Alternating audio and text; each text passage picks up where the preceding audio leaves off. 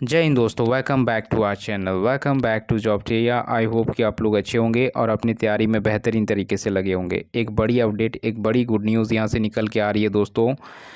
उन सभी तमाम अभ्यर्थियों के लिए एक बड़ी अपडेट है जिन्होंने जो है बीएड कर रखा है और डीएलएड कर रखा है। बीएड और डीएलएड करने वाले सभी अभ्यर्थियों के लिए एक बड़ी अपडेट है। मैं बात कर रहा हूँ जो दोस्तों जेटेड 2024।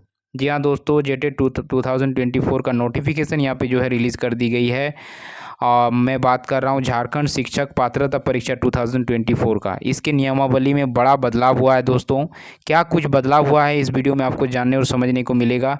और ये संशोधन होने के बाद जो है आपकी पूरी तरह से क्लियर हो गया है कि जेटेड में कौन कौन से अपीयर्स हो पाएंगे, यानी क्वालिफिकेशन क्या रहने वाली है, आयु क्या रहने वाली है, सिलेबस क्या रहेगी, पासिंग मार्क्स क्या रहेगी। इन सभी चीज़ों पर इस वीडियो में आपको जानने और समझने को मिलेगा। बने रहिएगा वीडियो में अंत तक।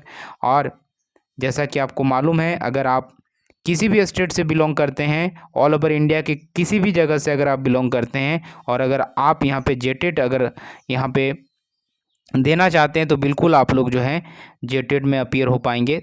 तो चलिए, क्या कुछ संशोधन हुआ है, सिलेबस क्या है, इन सभी पे विस्तार पूर्वक चर्चा रहेगी। तो बने रहिएगा वीडियो में अंत तक। देख सकते हैं दोस्तों, यहाँ पे जो है ये देखिए, स्कूली शिक्षा एवं साक्षरता विभाग, प्राथमिक शिक्षा निदेशालय अधिसूचना। देख सकते हैं 15/6/2024 का ही ये नोटिस था दोस्तों।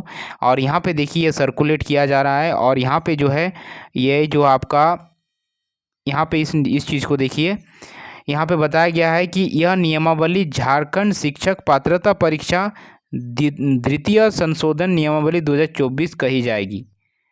और इसका विस्तार जो है पूरे झारखंड राज्य में होगा।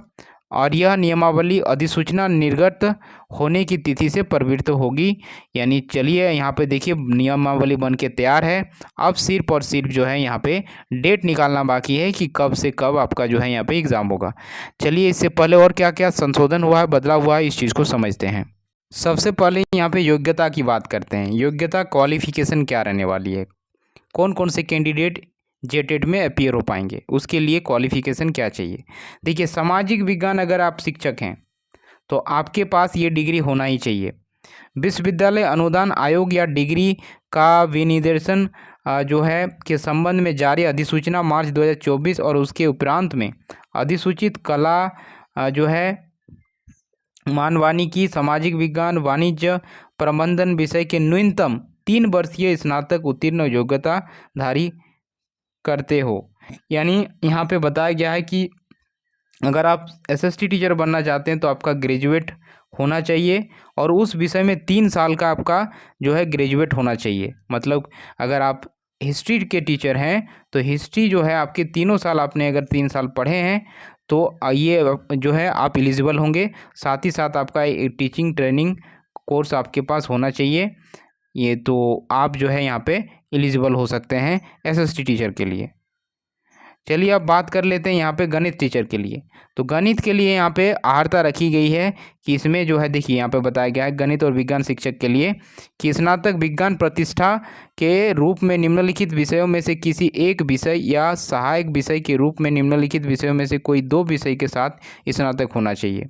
यानी जो भी आपका ऑनर्स पेपर है वो तो होना ही चाहिए, साथ में अन्य 2 विषय आपका जरूर होना चाहिए। गणित, भौतिकी, रसायन शास्त्र, वनस्पति शास्त्र, जीव विज्ञान यानी मैथ्स, फिजिक्स, केमिस्ट्री और जो है यहाँ पे बॉटनी, जूलॉजी, इसमें से कोई 2 विषय आपके जो है ग्रेजुएशन में होना ही चाहिए। यानी आपका तो अपना ऑनर्स पेपर होगा ही। अगर आप मैथ्स के हैं तो मैथ्स के साथ आपका फिजिक्स, केमिस्ट्री ये कॉम्बिनेशन हो सकता है। साथ ही साथ अगर आप जो है फिजिक्स से ग्रेजुएशन किए हुए हैं फिजिक्स से, तो फिजिक्स के साथ आपका मैथ्स और इस जो है यहाँ पे रसायन शास्त्र हो सकता है या फिर बॉटनी भी हो सकता है। तो कहने का मतलब ये है कि आपके ऑनर्स पेपर के साथ साथ जो है इन 2 विषय का यहाँ पे कोई भी कॉम्बिनेशन आपका होना चाहिए। अगर आप इतने में ग्रेजुएट है, इस तरह कॉम्बिनेशन में आपका ग्रेजुएट है तो बिल्कुल आप अर्हता रखते हैं। साथ ही साथ जो है आपके पास बीएड की डिग्री होनी चाहिए या फिर जो है हाँ बिल्कुल बीएड की डिग्री आपके पास, टीचर ट्रेनिंग तो होना ही चाहिए। तो ये आपकी अर्हता है यहाँ पे गणित और विज्ञान विषय के लिए। यहाँ पे देखिए भाषा शिक्षक के लिए क्या योग्यता रखी गई है, तो भाषा शिक्षक ध्यान से समझे। यहाँ पे बताया गया कि संबंधित भाषा में स्नातक प्रतिष्ठा एवं सहायक विषय के रूप में निम्नलिखित भाषा में से कोई एक अंग्रेजी हिंदी के साथ अतिरिक्त विषय के रूप में स्नातक उत्तीर्ण होना चाहिए।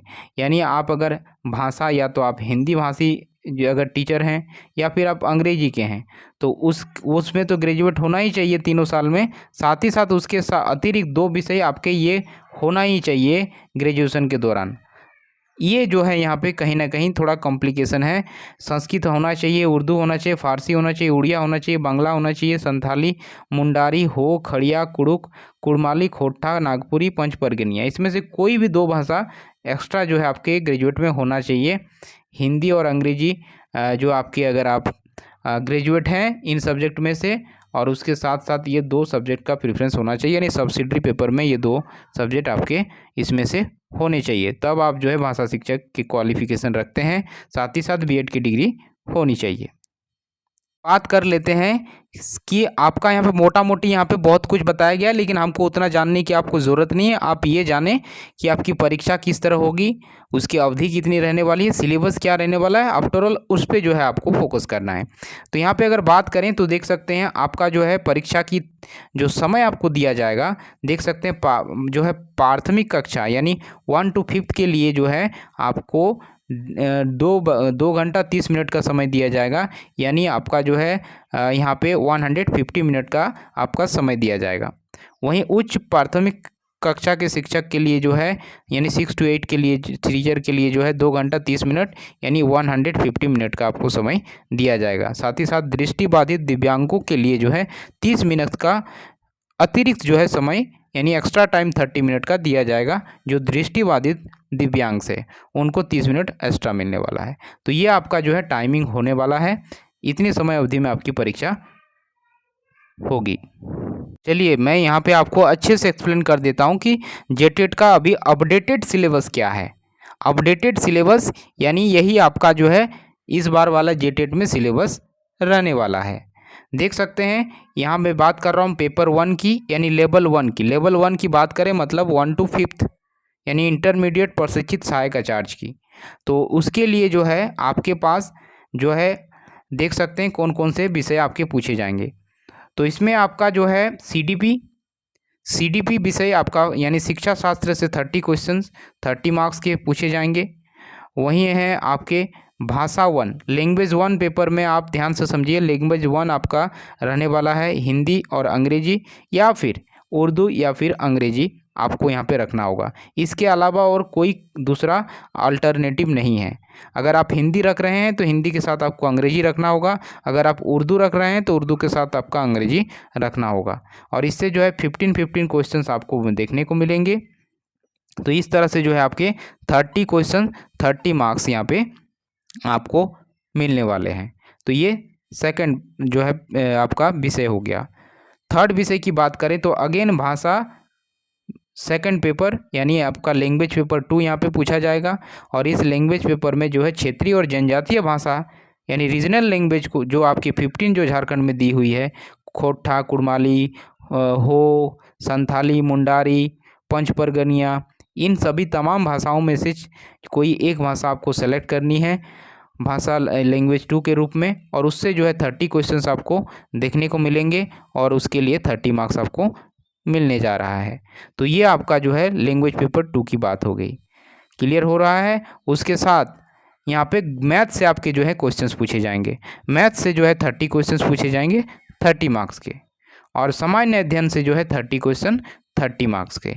इस तरह अगर देखिएगा तो आपका पेपर 1 यानी लेवल 1 में कुल जो है 5 विषयों से क्वेश्चन पूछे जाएंगे। एक आपका हो गया सीडीपी, लैंग्वेज 1, लैंग्वेज 2, फिर आपका जो है गणित, फिर आपका हो गया सामान्य अध्ययन।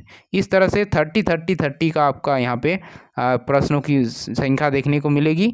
यानी टोटल प्रश्न की बात करें तो 150 प्रश्न पूछे जाएंगे और इसके लिए आपको 150 अंक दिए जाएंगे।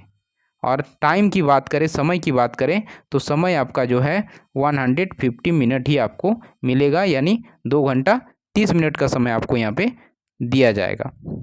तो ये था दोस्तों आपका सिलेबस लेवल 1 यानी वर्ग 1 से 5th के लिए। चलिए अब बात कर लेते हैं आपका 6 to 8 के लिए, यानी मिडिल स्कूल टीचर के लिए। तो यहाँ पे अगर देखेंगे तो आपका कुल प्रश्नों की संख्या 150 ही रहेगी और कुल अंकों की संख्या भी आपको 150 ही मिलने वाली है, यानी मार्क्स भी आपको 150 मिलेंगे। और देख सकते हैं कक्षा 6 to 8 के लिए क्या सिलेबस रहने वाली है। तो यहाँ पे अगर देखेंगे तो आपका कुछ इस प्रकार रहेगा। CDP यानी चाइल्ड डेवलपमेंट एंड पेडागोजी से जो है 30 क्वेश्चन 30 मार्क्स के पूछे जाएंगे। और लैंग्वेज वन में आपका हिंदी के साथ अंग्रेजी रखना होगा या फिर उर्दू के साथ आपको अंग्रेजी रखना होगा, और इसके अलावा और कुछ दूसरा नहीं रख सकते हैं। यही दो कॉम्बिनेशन आपका यहाँ पे बनेगा। इससे जो है 30 क्वेश्चन 30 मार्क्स के पूछे जाएंगे। साथ ही साथ अगर बात करें क्षेत्रीय और जनजातीय भाषा, ये लैंग्वेज पेपर जो है 2 के रूप में आपको पूछा जाएगा, जिसमें आपको 30 क्वेश्चन 30 मार्क्स के पूछे जाएंगे। और यहीं उसके बाद अगर विषय की बात करें तो आपका 4th विषय के रूप में गणित और विज्ञान, जो अगर टीचर के लिए 60 क्वेश्चन 60 मार्क्स के पूछे जाएंगे। अगर आप गणित और विज्ञान शिक्षक हैं यानी साइंस टीचर हैं तो, या फिर मैथ्स टीचर हैं तो आपको 60 क्वेश्चन देखने को मिलेंगे और 60 अंक इसके लिए आपको मिलने जा रहा है। साथ ही साथ सामाजिक विज्ञान यानी SST टीचर के लिए भी सेम चीज़। अगर आप SST टीचर हैं तो उस पर आपको 60 क्वेश्चन देखने को मिलेंगे और 60 मार्क्स के। वहीं अगर आप भाषा शिक्षक हैं तो भाषा शिक्षक के लिए भी सेम चीज़ है, 60 क्वेश्चन पूछा जाएगा और उसके लिए आपको 60 मिनट का समय दिया जाएगा। तो इस तरह से आपका जो है यहाँ पे अगर देखेंगे पेपर 2 की बात करें, लेवल 2 की बात करें तो 4 विषय से आपके क्वेश्चंस पूछे जाने हैं। CDP, लैंग्वेज 1, लैंग्वेज 2 और जो है आपका अपना टीचिंग सब्जेक्ट। अगर आप मैथ साइंस टीचर हैं तो आपको 60 क्वेश्चन मैथ साइंस के और जो है 60 मिनट का समय मिलेगा। SST टीचर के लिए भी सिमिलर चीज़ें हैं। तो इस तरह से आपका जो है टोटल जो क्वेश्चंस हो जाते हैं 150 क्वेश्चन 150 अंक का आपको यहाँ पे देखने को मिलेगा।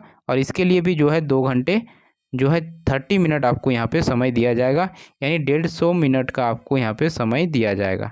यानी एक क्वेश्चन के लिए जो है 1 मिनट का आपको समय दिया जा रहा है। और आप लोग को अभी आइडिया लग गया होगा कि ये पूरी तरीके से सीटेट के सिलेबस के बेस्ड है।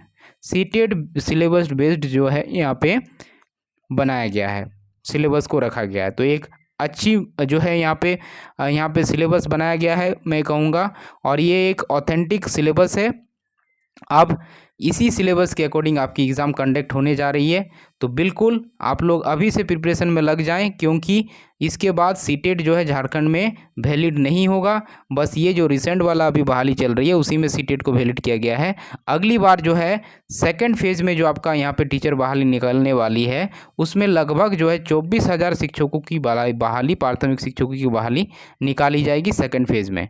और ये सेकंड फेज़ तभी होगा जब ये जेटेट कंडक्ट होगा। और जेटेट जो का नोटिफिकेशन अगर बात करें आपका कि कब एग्ज़ाम होना है, वो आपका नेक्स्ट मंथ तक जारी हो जाएगा। यहाँ नियमावली बनकर तैयार है। अब अगला देरी है आपका जस्ट जो है यहाँ पे परीक्षा तिथि यानी एप्लीकेशन फॉर्म भराने की डेट जारी करना रह गया है।